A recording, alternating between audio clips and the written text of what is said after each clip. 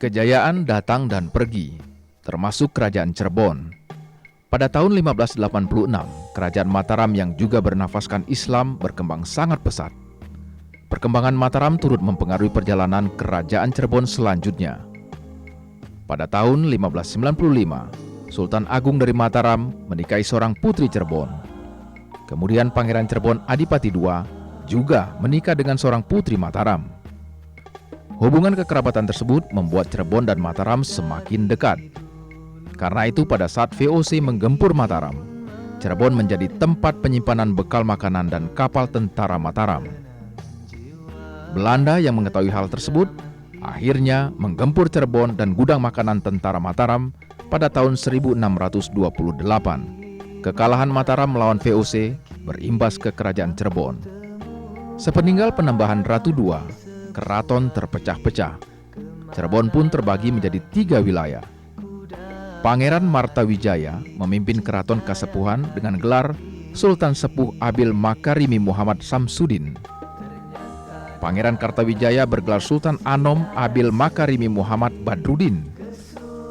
Ia memerintah keraton Kanoman, dan Pangeran Wangsakerta bergelar Pangeran Abdul Kamil Muhammad Nasaruddin atau Panembahan Tohpati. Sultan Kasepuhan dan Kanoman memiliki wilayah kekuasaan, rakyat, dan keraton.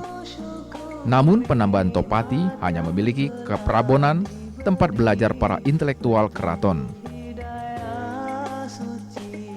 Urun campur Belanda tak berhenti. Kala Sultan Sepuh meninggal, keraton Kasepuhan kembali dipecah menjadi 2 bagian. Pangeran Adipati menjadi Sultan Sepuh dan Pangeran Arya menjadi Sultan pertama Kerajaan Baru Kacirebonan. Khusus untuk Kacirebonan, Belanda menerapkan aturan baru bahwa yang berhak memperoleh gelar Sultan hanya Sultan pertama. Sementara tahta selanjutnya dipegang oleh pangeran tanpa gelar Sultan. Hal ini adalah taktik untuk menghapus kekuasaan kesultanan secara perlahan. Jadi alasan yang sangat prinsip kenapa bahwa di Cirebon ada 3 kesultanan atau 3 keraton, keraton Kesepuhan, keraton Kanoman, dan keraton Kacirebonan, ini adalah tidak lain daripada korban politik divide et impera. Walaupun kita tahu bahwa kesultanan, kesepuhan, Kanoman, dan Kacirebonan ini dari satu keturunan, yaitu Sunan Gunung Jati.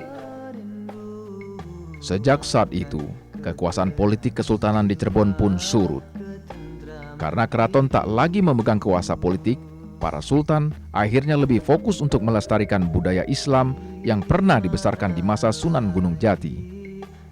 Benda peninggalan Sunan Gunung Jati dirawat dan ajarannya tetap dilaksanakan.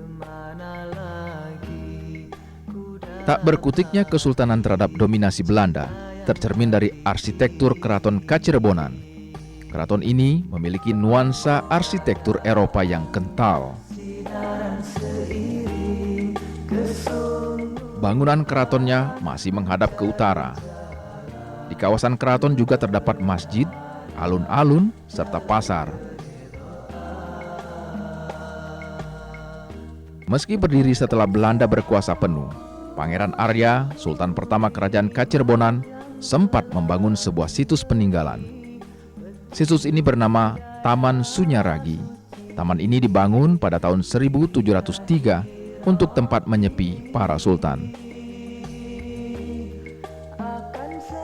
Dalam keadaan yang tak menguntungkan, 3 keraton tersebut tetap berusaha bertahan.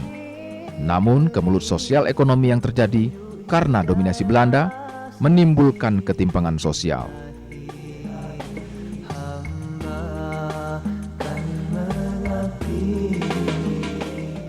Pada tahun 1798, terjadi kerusuhan sosial yang terus hingga tahun 1807.